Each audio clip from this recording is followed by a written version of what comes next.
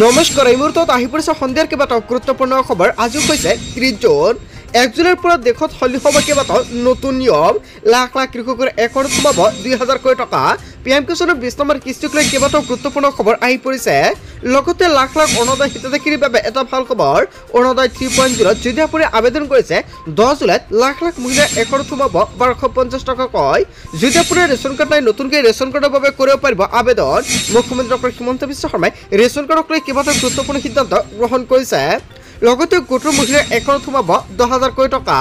লাখ লাখ গোটৰ মহিলাৰ বাবে ভাল খবৰ আহি পৰিছে। যদি আপুনি এতিয়ালৈকে আবেদন কৰা নাই নতুনকৈ আবেদন কৰক। লগতে কেইবাটাও ৰাজনৈতিক খবৰৰ লগতে অৰাজনৈতিক খবৰ যুগুত কৰা হৈছে আজিৰ দিনটোত। গোটেই অসম তথা ভাৰতৰ বিভিন্ন প্ৰান্তৰ পৰা যুগুত হৈছে কেইবাটাও ডাঙৰ খবৰ।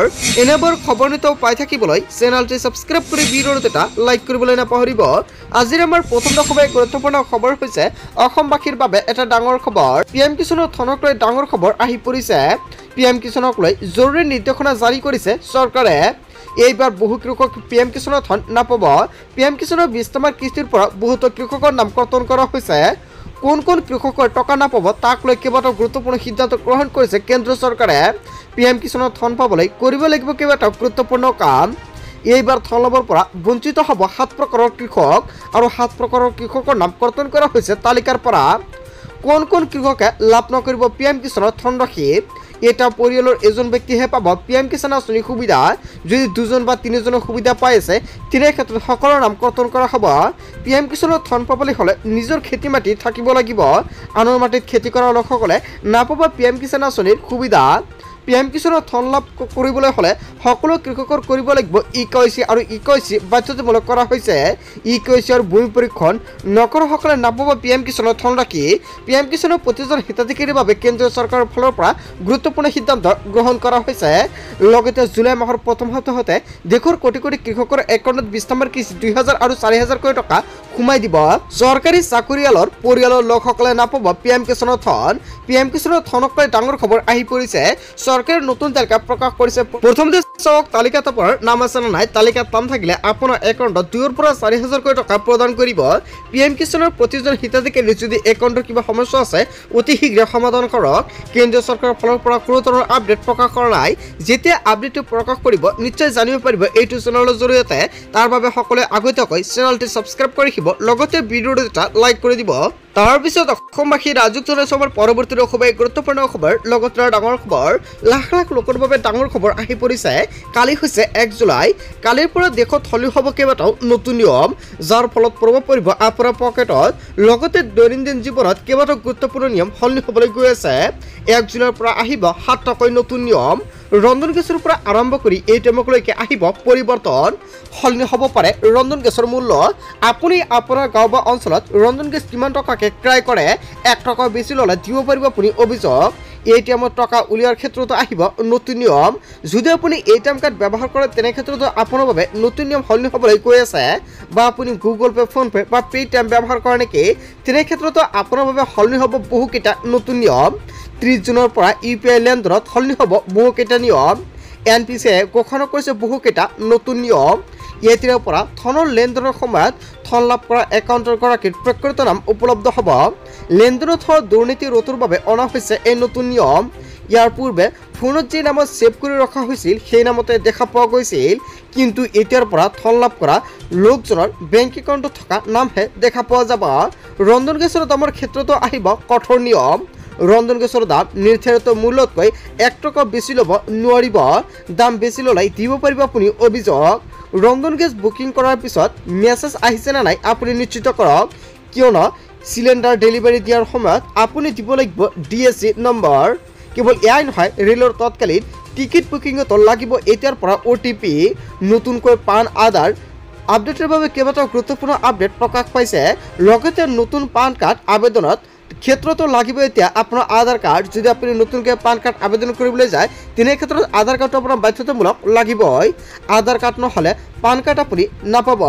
কেইবাটাও গুৰুত্বপূৰ্ণ নিয়ম সলনি হৈছে আৰু ১ জুনৰ পৰা আৰু কেইবাটাও নতুন নিয়ম সলনি হ'ব। ৰাতিপুৱাৰ ভিডিঅ'টোত পাই যাব। তাৰপিছত অসমবাসী ৰাজুক জনাইছো আমাৰ পৰৱৰ্তী খুবেই গুৰুত্বপূৰ্ণ খবৰ। লগতে ডাঙৰ খবৰ আহমলিন্দৰ দাবীৰে শিৱসাগৰত টাইপাৰ উত্তাল প্ৰতিবাদ। ৰাজপথলৈ ওলাই আহিল শ শ জনতা। হয় বন্ধু বান্ধৱীসকলে এটা গুৰুত্বপূৰ্ণ আপডেট আহি পৰিছে।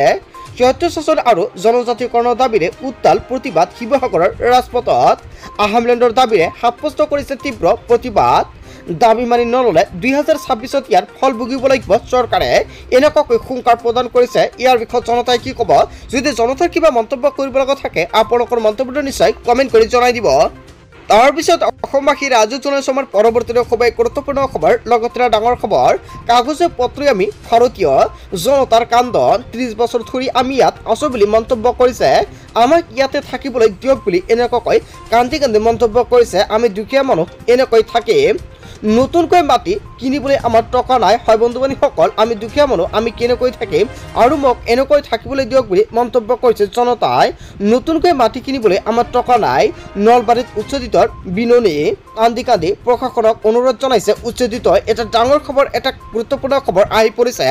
আজিৰ ভিডিঅ'টো সকলোৱে বেছি বেছিকৈ শ্বেয়াৰ কৰি দিয়ক। লগতে চৰকাৰৰ উচ্ছেদৰ প্ৰক্ৰিয়াটো আপুনি কি ক'ব? যদি আপোনাৰ কিবা মন্তব্য কৰিব লগা থাকে নিশ্চয় কমেণ্ট কৰি জনাই দিব। তাৰপিছত অসমবাসী ৰাজুক জনাইছোঁ আমাৰ পৰৱৰ্তী খুবেই গুৰুত্বপূৰ্ণ খবৰ, লগতে ডাঙৰ খবৰ। মুছলমানৰ সমস্যাক গুৰুত্ব দিয়া নাই চৰকাৰে, কেইবাটাও ডাঙৰ মন্তব্য কৰা হৈছে ABMCৰ তৰফৰ পৰা। মুছলমানৰ স্বাৰ্থত প্ৰয়োজনত নিৰ্বাচন খেলিব ABMCয়ে। সংখ্যালঘু মুছলমানৰ স্বাৰ্থত ABMCৰ ডাঙৰ ঘোষণা। হাজাৰটা সমস্যাৰ জৰ্জৰিত সংখ্যালঘু মুছলমানৰ কাষত থাকিব ABMCয়ে। BTC নিৰ্বাচনৰ পূৰ্বে সংখ্যালঘুৰ বাবে ডাঙৰ সিদ্ধান্ত ABMCৰ। সংখ্যালঘুৰ কল্যাণৰ স্বাৰ্থত ৫টা পৰীক্ষণীয় সমষ্টিত প্ৰতিদ্বন্দ্বিতাৰ লক্ষ্য। উচ্ছেদ, তীব্ৰতাৰ সমস্যাৰ বাবে সংখ্যালঘুক হাৰাশাস্তি বিজেপি চৰকাৰৰ। দিল্লীৰ যন্ত্ৰ মন্ত্ৰত ২১ আৰু ২২ জুলাইত ABMCৰ তীব্ৰ প্ৰতিবাদ কাৰ্যসূচী। মুছলমানৰ সমস্যাক গুৰুত্ব দিয়া নাই চৰকাৰে। হয় বন্ধু বান্ধৱীসকল, আচলতে ABMCৰ তৰফৰ পৰা যিকেইটা মন্তব্য কৰা হৈছে আপুনি কি ক'ব? তাৰপিছত অসমবাসী ৰাজুক জনাইছোঁ আমাৰ পৰৱৰ্তী খুবেই গুৰুত্বপূৰ্ণ খবৰ, লগতে ডাঙৰ খবৰ। উৎকট গৰমত ৰাজ্যৰ লাখ লাখ লোকৰ বাবে আহি গ'ল ডাঙৰ খবৰ। গৰমত আপোনাৰ অঞ্চলত বিদ্যুৎ নাই নেকি? বা যদি বিদ্যুৎ আছে, বিদ্যুৎ বিল বেছি আহি আছে নেকি? তেনে ক্ষেত্ৰত আপুনি কি ক'ব? কেইবাটাও গুৰুত্বপূৰ্ণ সিদ্ধান্ত গ্ৰহণ কৰিছে APDCLৰ তৰফৰ পৰা। এটা ফোন কলত লাভ কৰিব আপুনি বিদ্যুৎ সেৱা। যদি আপোনাৰ গাঁও বা অঞ্চলত সঘনাই বিদ্যুৎ কৰ্তন কৰি থাকে তেনে ক্ষেত্ৰত আপুনি লগে লগে দিয়ক অভিযোগ আৰু আপোনালোকৰ সকলো ধৰণৰ সমস্যা সমাধান হৈ পৰিব। মুকলি কৰা হৈছে ফোন নম্বৰ, লগতে হেল্পলাইন নম্বৰ মুকলি কৰা হৈছে। হোৱাটছআপ নম্বৰটো হৈছে 7575999666 নম্বৰ। ফোন নম্বৰটো হৈছে 1912। বিদ্যুৎ সম্পৰ্কীয় যিকোনো অভিযোগ দিব পাৰিব আপুনি এই নম্বৰতে।